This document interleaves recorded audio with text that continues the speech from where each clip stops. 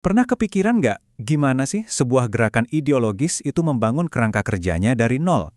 Nah, kali ini kita akan coba bongkar cetak biru dari salah satu kelompok dakwah langsung dari dokumen sumber mereka. Tujuannya, supaya kita bisa paham alur argumen dan tujuan akhir mereka secara apa adanya.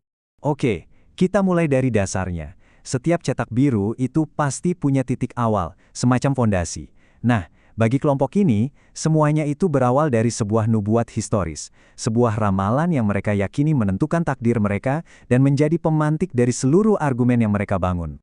Landasan dari semua ini adalah sebuah hadis atau sabda Nabi Muhammad yang mereka kutip dalam teks.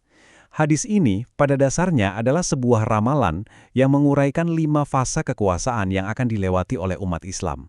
Semacam peta jalan sejarah gitu. Nah, ini dia kelima zaman itu.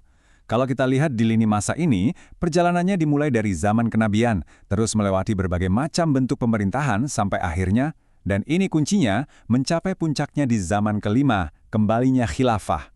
Inilah yang jadi tujuan akhir dari semuanya. Tunggu dulu, sebelum lanjut, penting banget kita paham satu istilah kunci ini, khilafah. Seperti yang dijelaskan di sini, ini bukan sekedar konsep, tapi merujuk pada sebuah negara Islam terpadu yang dipimpin oleh seorang khalifah tunggal. Ingat ya, ini adalah tujuan akhir yang menjadi pusat dari semua aktivitas mereka. Oke, tujuannya kan gede banget tuh. Terus pertanyaannya, gimana cara mencapainya? Nah, menurut sumber ini, perjuangan sendirian atau individu-individu itu nggak bakal cukup. Perlu ada kekuatan kolektif yang terorganisir. Dan dasarnya apa?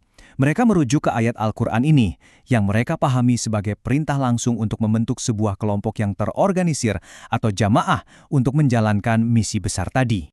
Dari sini, sumbernya jadi lebih teknis. Ada cetak biru yang sangat spesifik, yaitu 5 karakteristik wajib yang harus dimiliki oleh kelompok ini. Kita bedah yuk satu persatu.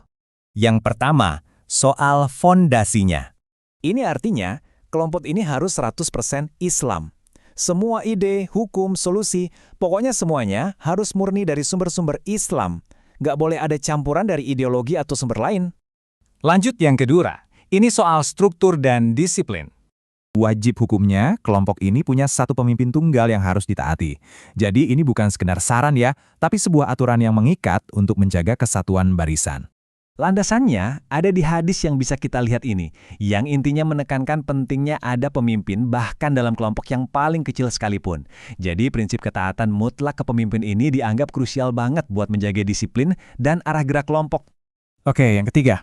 Ini tentang jangkauan atau cakupannya. Sejauh apa sih misi mereka? Jawabannya, ke seluruh dunia. Universal.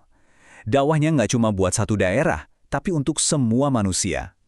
Dan yang lebih penting lagi, Islam itu harus disampaikan sebagai satu paket utuh, sebuah sistem total. Nggak bisa dipotong-potong. Nah, ayat inilah yang dipakai sebagai dasar argumen bahwa Islam itu harus diadopsi secara total. Bagi mereka ini artinya menolak ideologi pilih-pilih, semuanya harus diambil sebagai satu kesatuan. Karakteristik keempat. Nah, di sini kita masuk ke ranah yang sangat spesifik. Jadi, bentuk organisasinya harus apa? Menurut cetak biru ini, jawabannya tegas. Harus jadi partai politik. Ini poin penting banget loh, karena pilihan ini secara gamblang menjadikan perjuangan mereka sebagai perjuangan politik. Dan yang terakhir, yang kelima, ini adalah tujuan politik puncaknya. Jadi, ujung-ujungnya apa? Menegakkan syariah dalam bingkai khilafah. Nah, disinilah semuanya nyambung lagi. Perjuangan partai politik ini langsung dikaitkan ke nubuat zaman kelima yang kita bahas di awal tadi. Semuanya jadi satu lingkaran utuh. Oke, kalau bentuknya partai politik, metodenya gimana? Nah, sumber ini menjelaskannya lewat konsep jihad, tapi dengan tafsiran yang sangat khusus. Pertama, mereka pakai hadis ini untuk menempatkan jihad sebagai puncak dari ajaran Islam, sebuah amalan yang kedudukannya sangat-sangat tinggi. Tapi pertanyaannya kan, jihad yang seperti apa? Dari semua bentuk jihad, mana yang dianggap paling utama dalam perjuangan mereka ini? Dan jawabannya, menurut sumber ini, jujur aja cukup menarik, jihad yang paling utama itu ternyata didefinisikan sebagai perjuangan politik, mengatakan kebenaran di hadapan penguasa yang zolim. Jadi metode utamanya bukan fisik, tapi perjuangan intelektual dan politik untuk mengoreksi penguasa. Nah, sebagai penutup, mari kita lihat filosofi yang mengikat semua elemen tadi jadi satu kesatuan yang kokoh. Untuk mengunci semua argumennya, sumber ini mengutip ulama klasik, Imam Al-Ghazali. Intinya simpel, Agama butuh kekuasaan untuk melindunginya, dan kekuasaan butuh agama untuk jadi pemandunya. Keduanya, menurut pandangan ini, adalah dua sisi dari koin yang sama. Nggak bisa dipisahkan. Jadi kalau kita lihat langsung ke dokumen sumbernya ya, kelihatan banget kan polanya? Ini cetak biru yang rapi banget, di mana keyakinan agama dan misi politik itu bukan lagi dua hal terpisah, tapi jadi satu paket yang terstruktur dengan sangat cermat. Memahami cetak biru yang menggabungkan nubuat agama dengan misi politik yang jelas seperti ini jadi penting banget. Kenapa? Karena ini ngasih kita semacam kunci untuk membaca salah satu arus ideologi yang, mau kita suka atau enggak, terus ikut membentuk berbagai dinamika peristiwa global sampai hari ini.